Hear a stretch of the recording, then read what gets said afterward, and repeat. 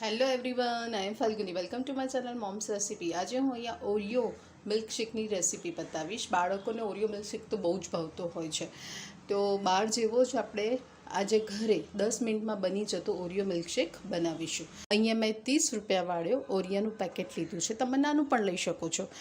તો મેં આના પેકેટમાંથી કાઢીને ડીશમાં કાઢી લીધા છે અને હવે મિક્સર જારમાં એને સારી રીતે પાવડર બનાવી દઈશું.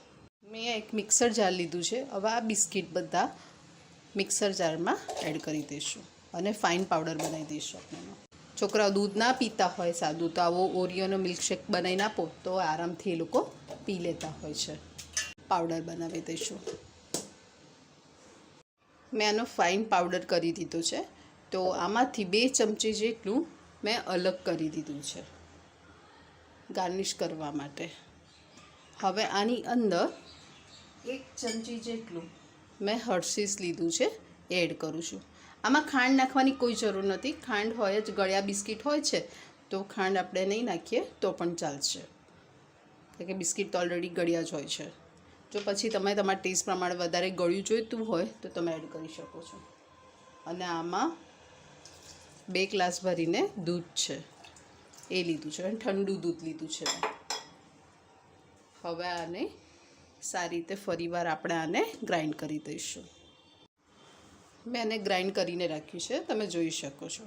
અને મેં અહીંયા લીધો તો તો ચોકલેટથી એને પહેલેથી ગાર્નિશ કરી દીધો છો. બહાર મળે છે ને એ ટાઈપનો. તો હવે આ જે ઓરિયો મિલ્કશેક બનાવ્યો છે અંદર એડ કરું છું.